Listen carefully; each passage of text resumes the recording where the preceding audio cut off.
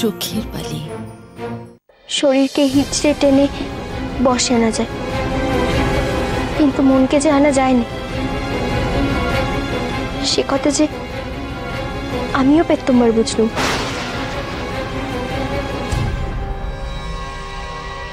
মা,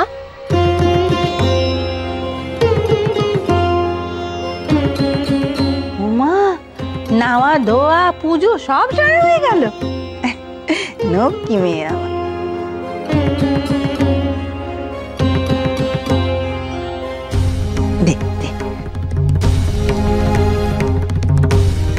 ওমা কোথায় যাচ্ছিস? এদিকে আমার কাছে একটু বস। বসবো? আমার যে হেসেলে অনেক কাজ আছে মা। কাজ কাজ আর কাজ। আরে বাবা কাজ তো থাকবে, কিন্তু মা তো সারা জীবন থাকবে না। আর তাছাড়া সজ্জু সুহাসিনী এটা তো আছে, ও সব কাজ সামলে নেবে। আয় দেখি, আমার কাছে একটু বস বস বস দেখি, আমার মনটা একটু জুড়োক। আরে মা, কাল তো সাজ দেখে মইন কিছু বললে না? কই না তো, উনি আমার দিকে বারবার তাকাচ্ছিলেন। মনে হয় নীল শাড়ি ওনার খুব পছন্দের। আমি ঠিক জানি মইনের নীল রং খুব পছন্দের। হ্যাঁ রে মা, তোর জন্য তো মইন হাতে হাতে কিছু নিয়ে আসে। কাল কিছু নিয়ে আসেনি? হ্যাঁ এনেছিলেন তো, খুব সুন্দর দুটি পুতুল এনেছিলেন। আমি জানতুম, ঠিক জানতুম এমন ঘরের নখে মইন কখনো পায়ে টেলবে না। এখন আমি তাহলে যাই মা? বুঝ দেখি একটু, খালি যাই যাই যাই। আরে তারা কিসের তোর? হ্যাঁ রে, কালকে মইন তোর সাথে ভালোভাবে কথা বলেছিল তো? বলেছেন তো। কেন মা, উনি কি রেগে আছেন? না তা নয়, আসলে আমি ওকে বকাঝকা করেছিলাম তো, তাই ভাবলুম। আসল কথা কানে যে কি করে শুধু এই মেয়ে তো ঠাড়ে টোড়ে কথাও বোঝে না। মা, আপনি কি এত ভাবছেন? কই কিছু না তো। আরে মা, একটা কথা বলি তোকে। মইন তোকে কালকে কাছে ডেকেছিল তো? তোকে সোহাগটা করেছে তো, নাকি মায়ের উপর রাগ করে মুখ ফুলিয়ে বসেছিল? কি হলো আশা, দাঁড়িয়ে রইলে যে? কাছে আসবে না?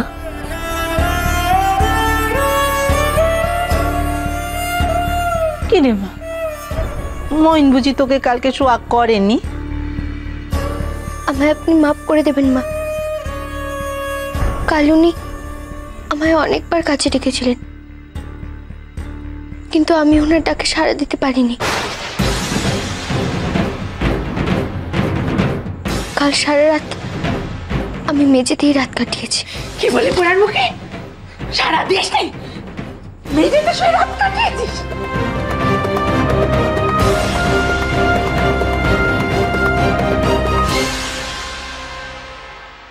আমাদের সম্পর্ক যদি অপরাধ হয়, তাহলে তো অপরাধটা আমরা দুজনেই করেছি। তাহলে দুজনের শাস্তি আলাদা কেন?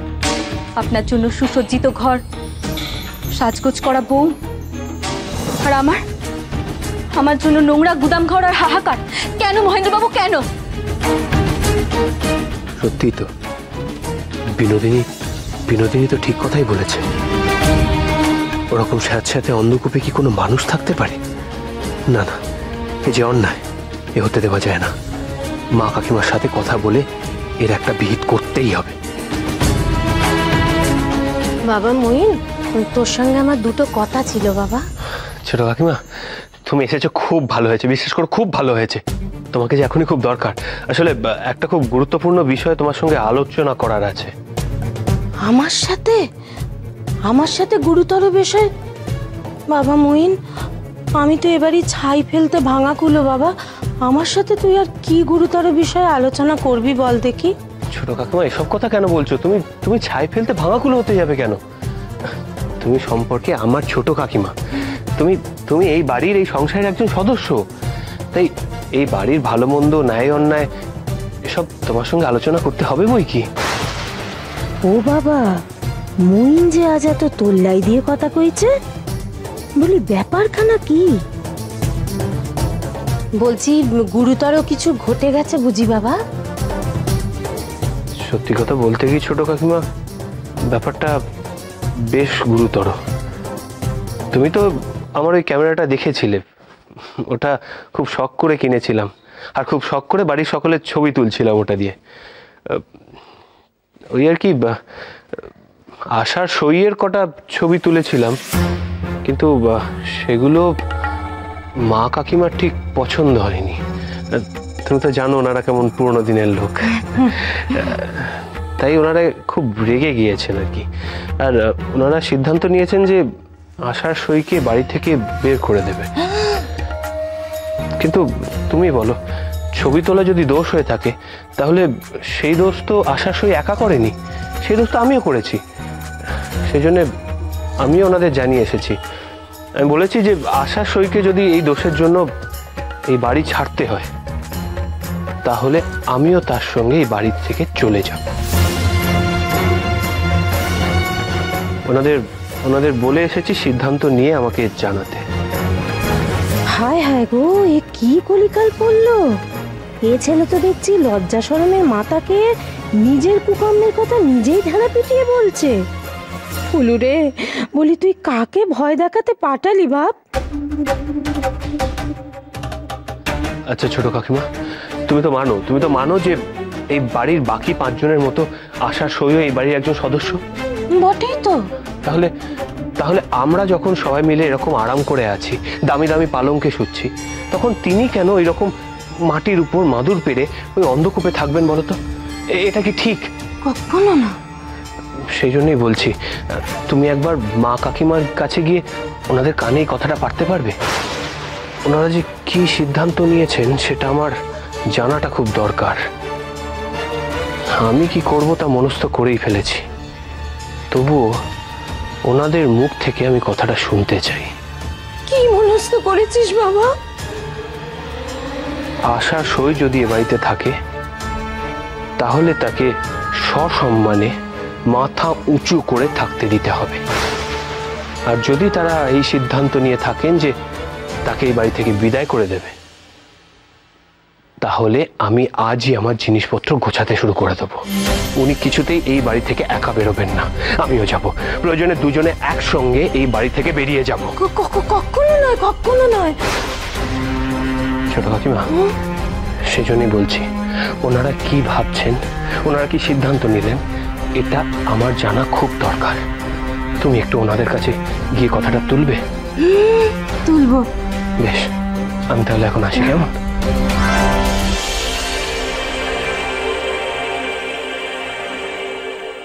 হতভাগী অকম্মার ডেকে কোথাকার, অত করে সাজিয়ে গুছিয়ে শিখিয়ে পড়িয়ে পাঠালো, সে কিনা ঠেলে দূরে সরিয়ে দিল।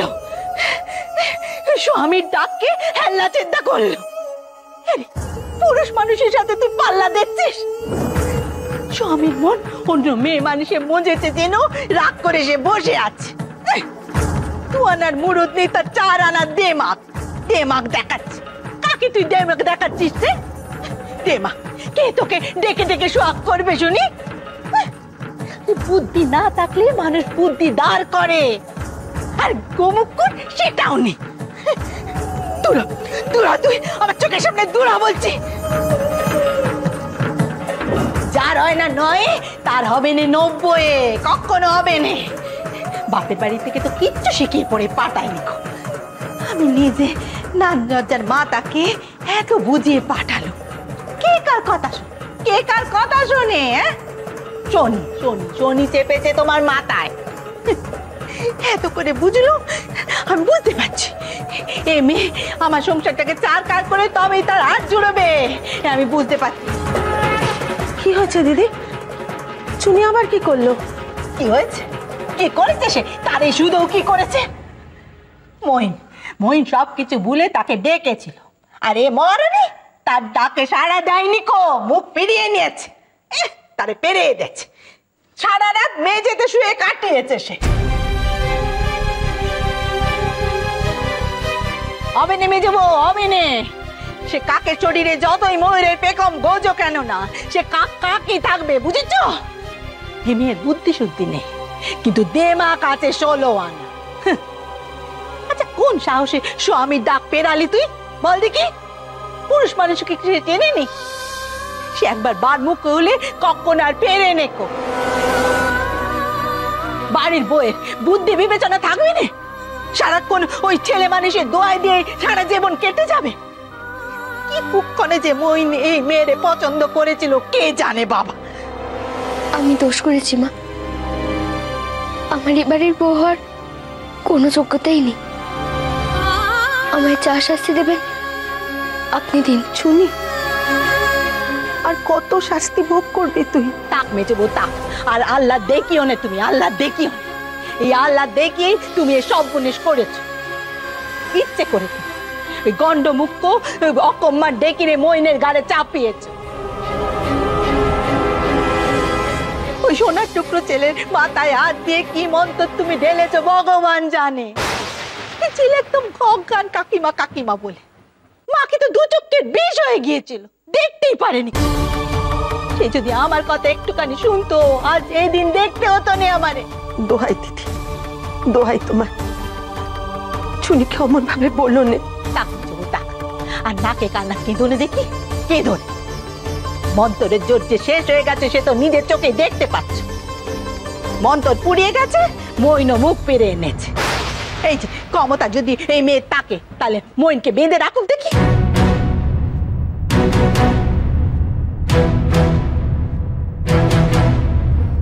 মাসির কোনো দোষ নেই মা, সব দোষ আমার।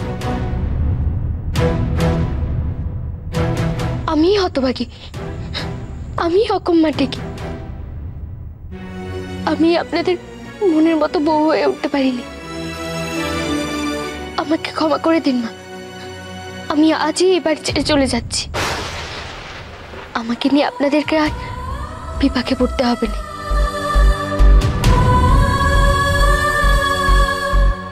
দাঁড়া, কোথায় যাচ্ছ তুমি? হ্যাঁ, অগ্নি সাক্ষী করে মইনের সাথে তোমার বিয়ে হয়েছে। মইনকে সংসারে বেঁধে রাখার দায়িত্ব তোমার। তাকে সংসার মুখী করে তবে তুমি যে চুলোর ধরে যাবার হয় যাবে, তার আগে নয়। চুনি চল মা, আমরা এখন এখান থেকে যাই, চল।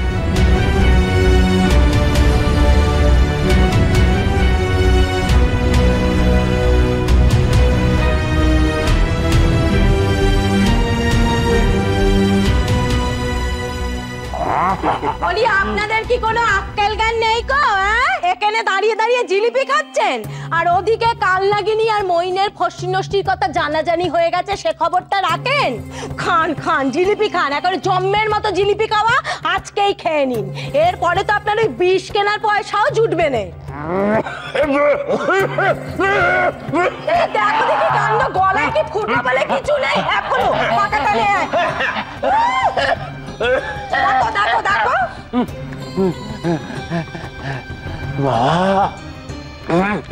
কি সংবাদ শোনালে গিন্নি? এর থেকে মৃত্যু সংবাদও ভালো ছিল। সকালবেলা উঠে মাঝে মাঝে কথা বলতে নেই। না না না, ওনার আর কি, উনি তো শুধু খাবেন দাবেন আর পা নাচাবেন পায়ের ওপর পা তুলে, আর একটু যদি পান থেকে চুন খসে হেঁচে কেসে দাঁত কপাটি লাগে ভিড়মি খাবেন। এই মিনসেকে দিয়ে যদি কাজ হতো কোনো। ওদিকে বড় গিন্নি আর মেজো গিন্নি দুজনে মিলে কালনাগিনীকে বাড়ি থেকে তাড়াবে বলে ঠিক করেছে। বলো রে, সব শেষ হয়ে গেল, বলো সব শেষ হয়ে গেল। তাহলে কি হবে?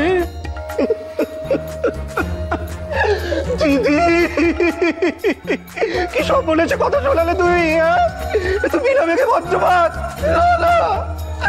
ওই কালনাগিলিকে বাড়ি ছাড়া করলে চলবে না। এতদিন ফন্দি বিক্রি করে এত জলগোলা করলো সে কি এমনি এমনি? হ্যাঁ, কাল লাগিনি যদি বাড়ি ছেড়ে চলে যায় তাহলে তো বাড়ি শান্ত হয়ে যাবে। হ্যাঁ, গোলা জল টলটল পরিষ্কার হয়ে যাবে। হ্যাঁ, তখন একটা মাছ কেন, একটা ব্যাঙও জুটবে না কপালে।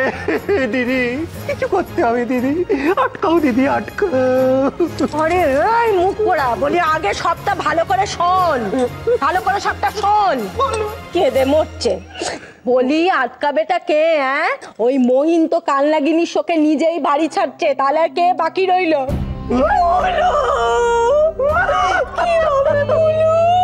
মহিন বাড়ি যাচ্ছে।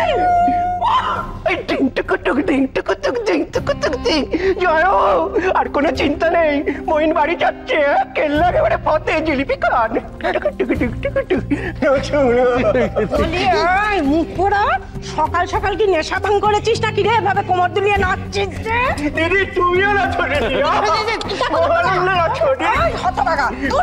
জয় করল মদনী কি করতে পারিনি? হ্যাঁ, এতদিনে মুখ তুলে চেয়েছে। হ্যাঁ, একবার ভাবো, হ্যাঁ, যদি যদি বিনোদিনী বাড়ি ছেড়ে চলে যায়, হ্যাঁ, তার সাথে ময়না চলে যাবে, মানে বাড়ি ফাঁকা, তাহলে পুরো সাম্রাজ্য আমাদের। হ্যাঁ, রইল পড়ে বড় গিন্নি, কুড়ি মেরে তাড়িয়ে দেবো। তাহলে সেই সাম্রাজ্যের সম্রাট হবে কে? জামাই বাবু। আর সম্রাট কি হবে কে? দিদি। আনন্দ আমার কেমন একটা লাগছে। গিন্নি গিন্নি গিন্নি, ফুল ভালো কথা বলেছে গিন্নি। এই সুযোগ গিন্নি, তুমি এই লোহা গরম থাকতে থাকতেই না খাটা মেরে দাও। কিভাবে কিভাবে? আরে বাবা, বড় গিন্নির কাছে গিয়ে এমন ভাবে কানটা ভারী করো যাতে মই দূর দূর দূর দূর দূর করে বাড়ি থেকে চলে যায়। কান ভারী করো দিদি, কান ভারী করো।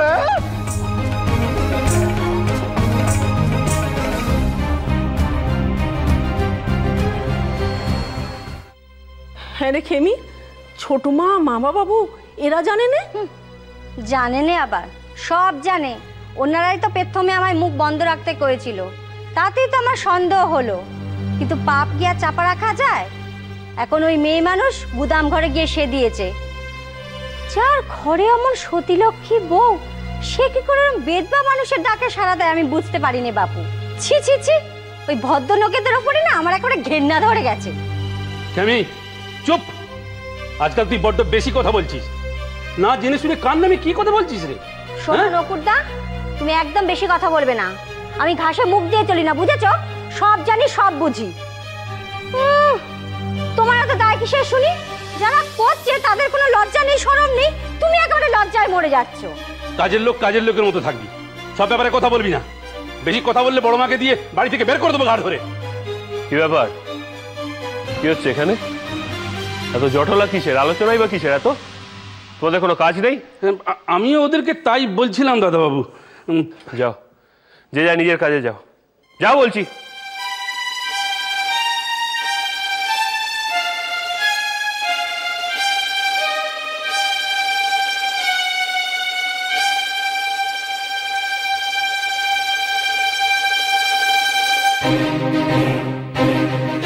দেখো দেখো, লজ্জা হায়ার মাথা খেয়ে বসে আছে। দিনের বেলা সবার চোখের সামনে দিয়ে গুদাম ঘরে গিয়ে দৌড় দিল। গুদাম ঘরে কে আছে সে নিশ্চয় আর তোমায় বলে দিতে হবে না নকুর দাদা। খেমিয়ে বাড়িটা কার? দাদাবাবুর বাড়ি। তার বাড়ি তিনি যখন ইচ্ছে যেখানে ইচ্ছে যাবেন। আমরা চাকর বাকর মানুষ, ওনাদের দয়াতে বেঁচে আছি। ওনারা আমাদের সাহায্য করেন, ওনাদের নিয়ে কানাঘুষা কি আমাদের সাজে? মোদ্দা কথা হলো, যার নুন খেয়েছো তার গুণ গাইতে হবে, আর গুণ গাইতে না পারলে চুপ করে থাকো।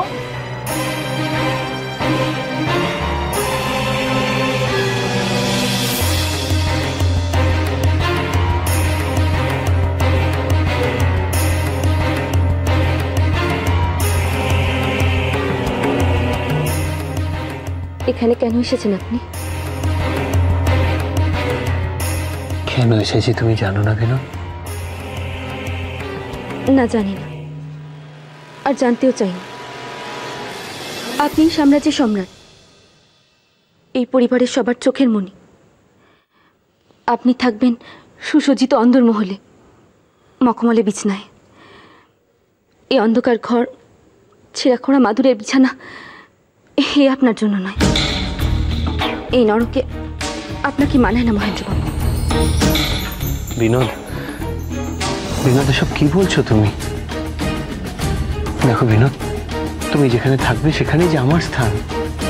কেন শুধু শুধু বারবার নিজেকে আমার থেকে দূরে সরিয়ে দিচ্ছ বলো তো? কেন মিছিমিছি আমাকে সান্ত্বনা দিচ্ছেন মহেন্দ্রবাবু? নিজের চোখে কি কিছু দেখতে পাচ্ছে না, নাকি দেখেও না দেখার ভান করছে? যান মহেন্দ্রবাবু, নিজের ঘরে যান। এখানে বেশিক্ষণ থাকলে গরমে গায়ে ফোসকা পড়তে পারে। যাবো বলে তো আমি আসিনি বিনোদ, আর আজ আমি কারোর থেকে লুকিয়েও আসিনি।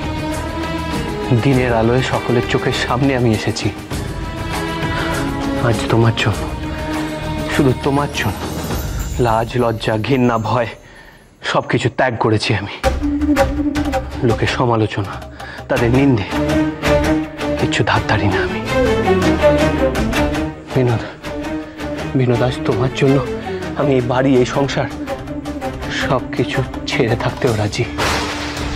তাও তাও তুমি আমার উপর ভরসা করতে পারছো না কেন বিনোদ? কেন? আর কি চাও তুমি? কি চাও বলো? আমি কি করলে তুমি তুমি সন্তুষ্ট হবে? বলো না আমায়, বলো।